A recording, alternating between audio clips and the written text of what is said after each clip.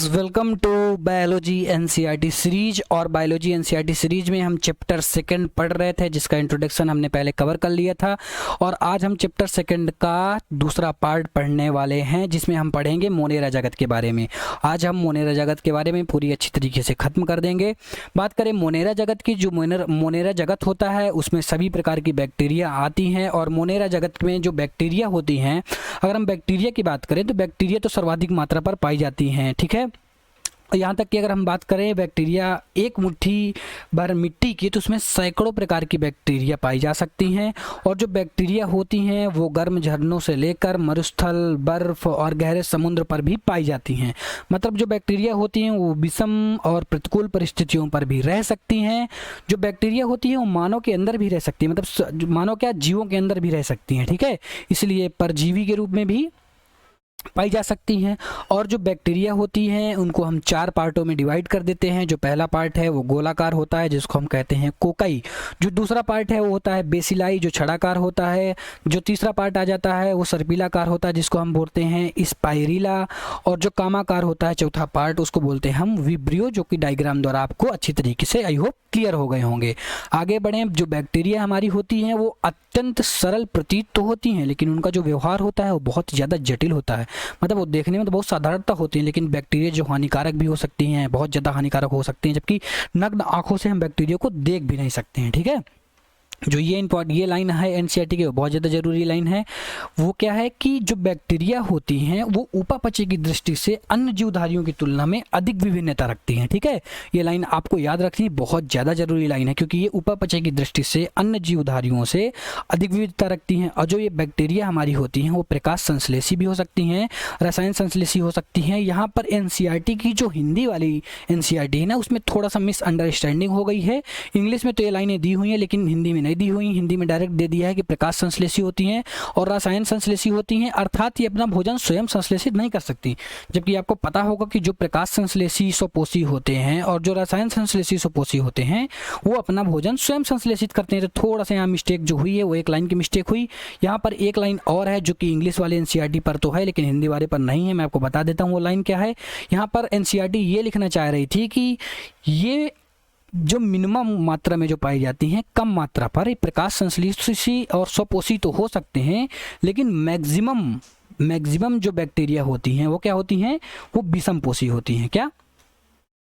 विषम पोषी होती हैं। और अगर मैक्सिमम विषम पोषी होती हैं, मतलब हम कह सकते हैं कि अपना भोजन स्वयं से नहीं बनाती हैं। इसके बाद वाली ये लाइन आ जाती है कि अपना भोजन स्वयं से संश्लेषित नहीं कर सकती हैं, अर्थात हम कह सकते हैं कि जीवधारियों और मृत कार्बनिक पदार्थों पर निर्भर होती हैं, ठीक है।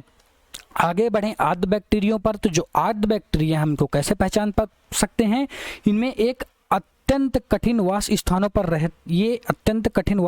पर रह सकते हैं।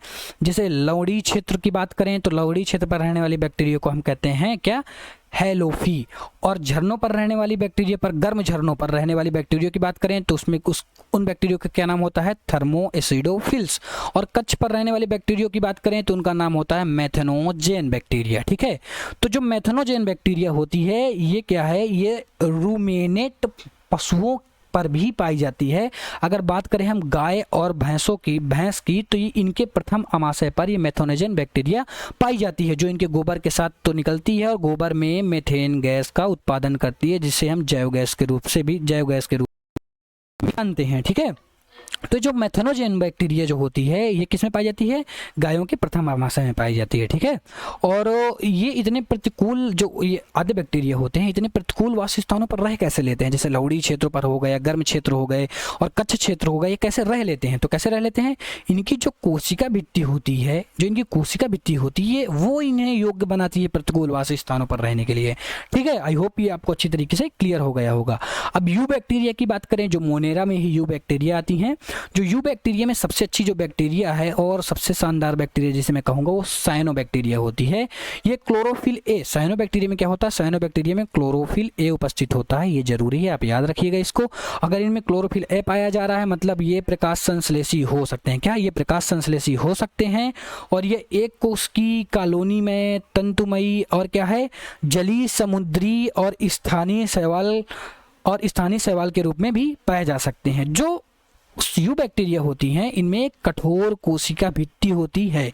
क्या है? इनमें एक कठोर कोशिका भित्ति और एक कशाभ भी पाया जाता है। तो यू बैक्टीरिया के बारे में हमें क्या याद रखना है? यू बैक्टीरिया जो होती है इनमें एक कठोर कोशिका भित्ति और क्या है, एक कशाभ पाया जाता है। यू बैक्टीरिया में साइनोबैक्टीरिया जो होती हैं बहुत ही शानदार और क्या है, नाम याद रखने वाली बैक्टीरिया हैं। इसे नीली हरित शैवाल के नाम से भी जानते हैं। इनमें क्लोरोफिल ए पाया जाता है। प्रकाश संश्लेषी सुपोषी हो सकते हैं क्योंकि इनमें क्लोरोफिल पाया जाता है। और जो यू बैक्टीरिया की कॉलोनी होती है वो जेली नुमा आवरणों से ढकी रहती है और ये प्रदूषित जल पर बहुत ज़्यादा फलते फूलते हैं, मतलब प्रदूषित जल पर रहने के लिए ये उतारू हैं। तो आगे बात करें इसी की, तो इनमें आते हैं नाष्टक और एनाबीना। नाष्टक और एनाबीना होते हैं जो वो नाइट्रोजन का स्थिरीकरण करते हैं। किसके द्वारा? इनमें एक टेट्रोसिस्ट नामक विशिष्ट कोशिका पाई जाती है। ये कोशिका का नाम आपको याद रखना है, जरूरी और इम्पॉर्टेंट कोशिका हो जाती है। ये टेट्रोसिस्ट नामक जो कोशिका होती है वो विशिष्ट कोशिका जो नाइट्रोजन का स्थिरीकरण करती है।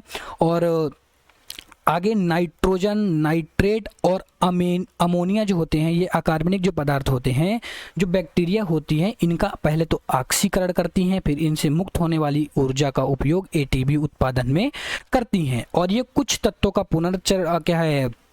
पुनर्चक्रण भी करती हैं, जैसे नाइट्रोजन हो गया, फास्फोरस हो गया, आयरन हो गया और सल्फर हो गया। तो आपको ये एक बार क्वेश्चन पूछा गया कि कौन से ऐसे तत्व हैं जिनका बैक्टीरिया पुनर्चक्रण करती हैं, तो आपको इसको याद रखना। याद करने की मैं आपको ट्रिक दे रहा हूँ। ना sp आएंगे, मतलब नाइट्रोजन, सल्फर, फास्फोरस और आयरन। तो इसकी जो ट्रिक है लिख लीजिए आप, ना sp ऐसे लिख देते हैं, ना sp आएंगे के द्वारा आप इसको याद रख सकते हैं। ये इतने तत्व हैं जिनका ये पुनर्चक्रण कर सकती हैं। ठीक है, जो परपोषी बैक्टीरिया, अब बात करते हैं परपोषी बैक्टीरियों की।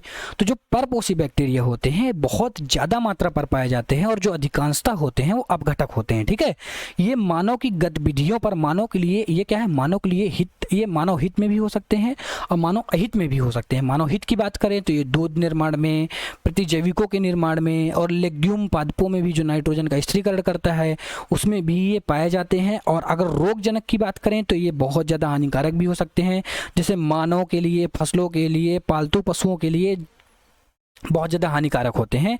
और इनसे बहुत ही भयानक तरीके से रोग भी होते हैं। जो पहला रोग है वो हो गया हैजा भी इससे हो सकता है, टाइफाइड भी इससे हो सकता है, टिटनेस भी इससे हो सकता है, साइट्रस भी इससे हो सकता है, कैंसर भी इससे हो सकता है।